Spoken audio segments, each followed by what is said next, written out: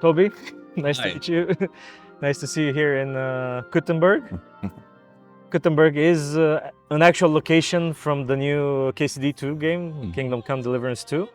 So I have a few questions for you. We don't have a lot of time, so I'll ask you directly, what was the biggest challenge during the development of the second game when following up on KCD1? Well, Gutenberg in itself was the biggest challenge, absolutely. It's a huge city with many buildings, thousands of NPCs, so there's really a lot going on there. You have to think that we have the daily cycles there, we have the historical buildings that we are recreating and so on. So it was a silver mining city, so there's an overworld and an underworld kinda. There's the wonderful buildings and so on, the painting. So it was a ton of work with a ton of problems, but knocking on wood, I think we nailed it, and it's really cool, and yeah, we can't wait to show the world. So when the first game was launched, it wasn't like a perfect game. There were some criticisms on some certain features of the game or some certain systems. What are the biggest criticisms you try to address with the new game? First of all, I think it's important to say that everything we take from KCD1 will transfer to KCD2, but will be improvised on everything. So Improved. It's really improved. Sorry, not improvised, improved, of course. Improved on everything. So it's really an evolution of the game, and now we can really deliver the game we always wanted to. Yes, there was some criticism, but the criticism was really different from different people. Some loved the combat, for instance, for its complexity. Some said it's too hard, I don't want to do that. So we took those feedbacks. Well, some of the stuff will stay as it is because it's a design choice. So the lockpicking minigame will be somewhat the same, the savior schnapps will be somewhat the same. But the combat, for instance, we hired new weapon professionalists who showed us how the different weapons work. Now each of the weapons should really feel and play differently. The star system where you can choose the location to attack, and the stabbing is now adjusted as well, because only with the sword, if you want that, you can do all the tricks and the combos and the repos and so on. But if you say, well, that's too hard for me, I don't want to invest that time in there, take the mace and just whack the enemies on the head and just like neglect the intricate combat there. So this is something really we improved as well, I guess, strongly. And yeah, give the players a much smoother and more streamlined experience in the game. I got to play a good chunk of the game, like the introductory part with basically I started a new game. Like anyone who buys the game will have the same experience, more or less, depending on choices, of course. But I've also tried the Gutenberg part, and I've seen like two different Kingdom Come Deliverance 2s, so to speak, because one was very guided and very linear and very story-driven, and the other was more open-ended, more exploratory, more improvising, so to speak.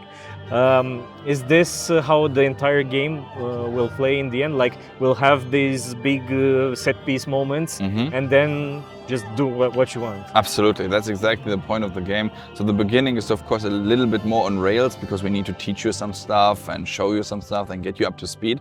But then once the open world opens, it's open, of course. So do whatever you want and go wherever you want. You can't really fail quests, but we want to give you the chance to, we tell you what you should do, but not how you should do it. So it's your choice to sneak in that building, or kill everyone, or poison them, or maybe bribe the guards, or whatever. So this is really something that will open up in front of you and give you all the chances in the world and all the possibilities in the world to find your own and tell your own story in KCD2.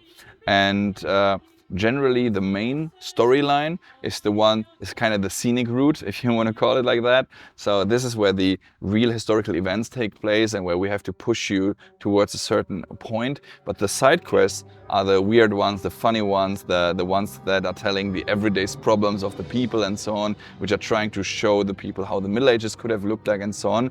So that is something you experience there. And of course, generally it's an open world game, so feel free to go the way you want to go. So we're starting to wrap up here, and I'll have to address a little elephant in the room, because the first game was released in a less than perfect shape technically.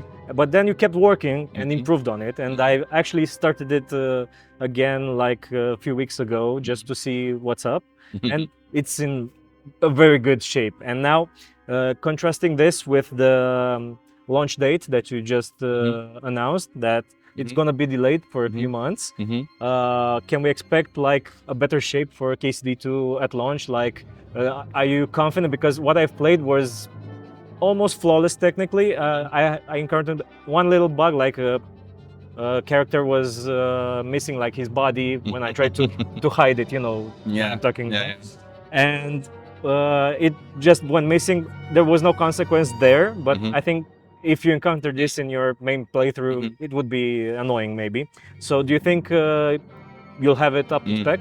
Yeah, of course. Well, never say never. It's a really huge open world game, 80 to 100 hours. The point though is why we moved it. We wanted to release very, very hardly this year. This was really the focus of the studio, and we simply didn't make it to the point where we say, yes, we are 100% confident with it. So the performance is something I'm absolutely not afraid of. You saw the game today exactly in the state the game is right now. It is already on a very, very, very good shape. But you said it exactly. What we need to do now is bug fix the game. There are still some we want to get rid of at least the bugs that are making you angry and that would stop progress and so on. So that is something that we need to get rid of. But overall, I think we have to set up the balances, the RPGs, the economy, and so on and so on. And we aimed for the end of this year. We failed this, and the next possible date is because in December no one releases, January people are still on vacation kinda. The next possible is early February.